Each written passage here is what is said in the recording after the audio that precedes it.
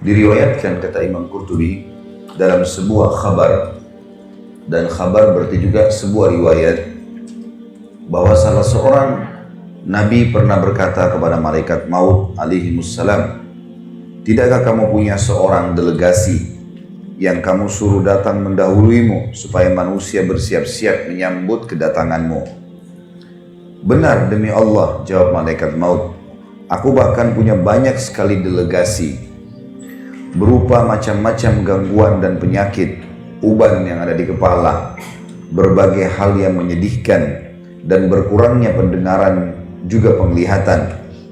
Jika orang yang ditimpa hal-hal tersebut tidak mau sadar juga dan tidak mau bertaubat, maka tak kala aku datang hendak mencabut nyawanya, aku menyeruhnya, 'Bukankah aku telah mengirim terlebih dahulu kepadamu delegasi demi delegasi dan peringatan demi peringatan?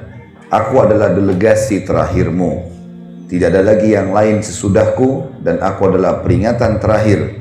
Tidak ada lagi peringatan lain sesudahku. Tidak ada satu hari pun di mana matahari terbit dan terbenam, melainkan malaikat maut menyeru, 'Hai orang-orang yang telah berumur 40 tahun, inilah saatnya kalian mengambil bekal.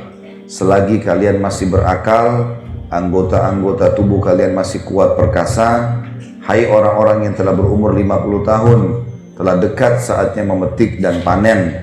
Hai orang-orang yang telah berumur 60 tahun, kalian telah melupakan hukuman Allah dan melalaikan jawaban atas firman Allah subhanahu wa ta'ala yang telah disebutkan di dalam surah Fatir ayat 37. A'udzu billahi minasyaitonir rajim. Awalam nu'ammirkum ma yatadzakkaru fihi man tadzakkara wa ja'akumun nadhir.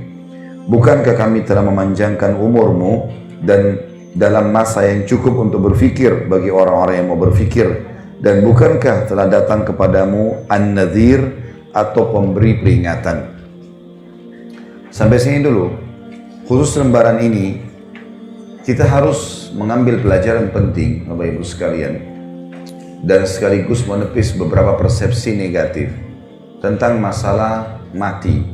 Misal, orang menganggap nanti sudah keriputan, sudah tua sekali, udah bungkuk badannya, baru dia mati. Ini persepsi salah. Karena banyak yang masih bayi mati, remaja mati. Persepsi yang lain, orang menganggap dia akan mati kalau masuk rumah sakit, sakit parah, di ICU. Maka ini juga persepsi yang salah.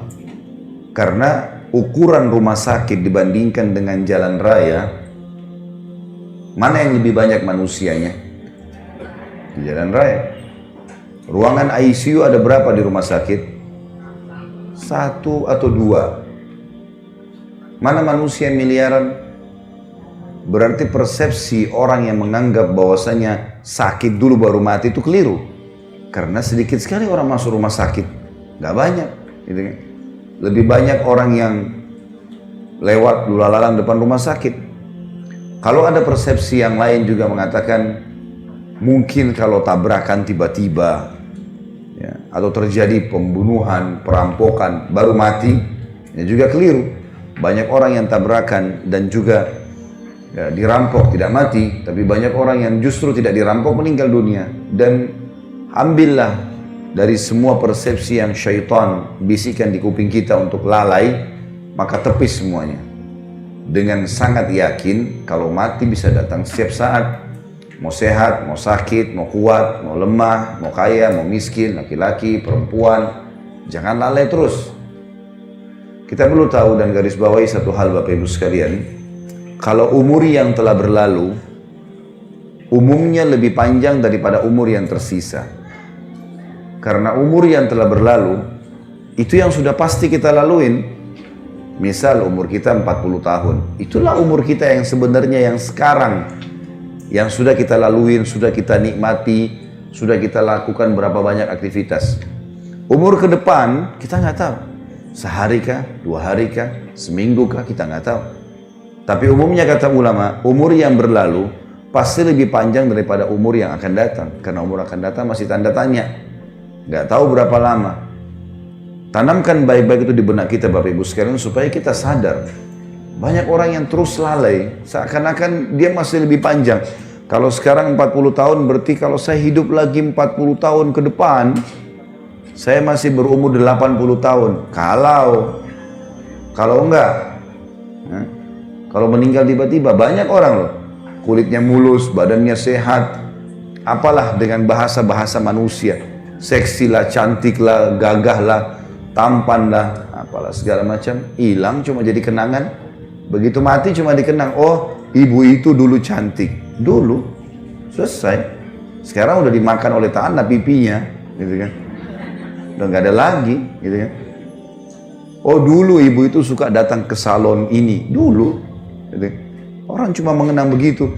Oh ini sepatunya dia, oh ini tasnya, oh ini tempat duduknya di majelis taklim. Orang cuma kenang. Orang cuma kenang begitu. Tetap kita secara pribadi yang akan menghadapinya. Maka jangan lalai terus ini. Seorang mukmin dan mukminah harus cerdas. Dari perbuatan bermanfaat apa ke perbuatan bermanfaat apa. Gak ada gunanya kita lalai. Karena tidak ada waktu ini. Kita sedang berpicu dengan waktu. Jangan terus-menerus mengiyakan syaitan sampai kapan. Gampang, nanti gak usah amalan sunnah. Kan cuman sunnah. Begitu terus. Godanya sama. Berapa tahun Bapak Ibu digoda begitu sama syaitan. Dan berapa kali kita mengiyakan. Syaitan berharap buku amal kita kosong. Supaya gak ada amalan. Dan dia jeli. Setiap hari itu. Usahakan hari ini mana yang bisa bolong nih. Harus dibolongin sama dia. Dan kita tidak bisa perbaiki. Sekali dia berhasil bolongkan, ini misalnya tadi malam gak tahajud, biar kita nangis darah, gak bisa lagi perbaikin. Sekali gak duha nih, pagi ini masih ada waktu, habis taklim sebentar sholat duha. Sekali gak duha, maka target syaitan supaya buku hari ini, di tanggal ini, di buku lembaran kesekian, dia kosong duhanya. Dan nyesel-nyesel nanti hari kiamat. Coba seandainya dulu. Dari ruangan taklim cuma nyebrang ke musola di masjid sebelah, nggak ada susahnya. Saya berapa kali masuk ke situ sholat duha, 1-2 orang ibu ada yang masuk di musola. Yang lainnya mana? Husnudzon, mungkin sudah sholat duha di rumahnya. Alhamdulillah, alhamdulillah. Baiklah, masya Allah. Karena duha itu yang paling baik pada saat unta merasa panas. Kurang lebih jam 8. Kurang lebih. Kalau taklim kita jam 8 setengah 9, berarti sudah sholat duha semua. Masya Allah. Syukurlah. Ya urusan Bapak Ibu sama Allah. Saya cuma tugasnya mengingatkan.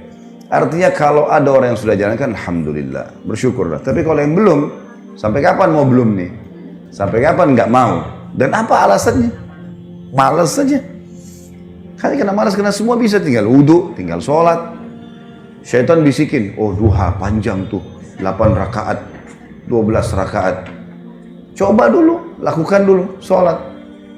Lakukan dulu, gulirkan. Karena syaitan akan kesulitan menggoda kita, Bapak Ibu sekalian, kalau kita sudah memicu gas ibadah. Seperti orang kalau sudah mulai, enggak, saya programin, mulai besok saya nggak boleh luputkan duha, atau mulai hari ini saya nggak boleh luputkan sholat malam, saya nggak boleh luputkan selembar Al-Quran setiap hari. Misal zikir pagi sore, komitmen kan? Itu kita seperti sedang lari, sudah mulai dari garis start. Musuh kita untuk mengalahkan kita, dia harus lebih cepat daripada kita. Syaitan paling gampang kalau orang belum start. Nggak mulai-mulai gitu. Al-Quran tahu keutamanya, tapi nggak pernah baca. Duha tahu, tapi nggak pernah sholat. Sedekah tahu, tapi nggak pernah diamalin. Maka orang seperti mau lomba lari, dia belum memulai. Maka oleh rivalnya diketawain aja dia. Gampang orang ini. Tapi kalau kita sudah mulai programkan, kita seperti lagi lari. Speed kita 30, musuh kita syaitan harus 40 untuk ngalahin kita. Kalau dia 30 juga bersaing, nggak bisa ngalahin kita dia. Karena kita sudah mulai, maka memulai dulu. Mulai, lakukan, programkan. Jangan lalai terus, seperti itulah. Delegasi-delegasi yang dari malaikat maut sudah banyak. Dijelaskan dalam paragraf ini. Adanya uban, mulai melemah, tidak seperti dulu lagi. Penglihatan, pendengaran. Enggak Ustaz, saya masih kuat semuanya. Baiklah, kalau gitu tunggu panggilan yang terakhir nanti. Kalau tetap merasa begitu. Tiba-tiba nanti datang malaikat maut baru nyesel. Coba dulu ya. Nah, coba dulu nggak ada gunanya.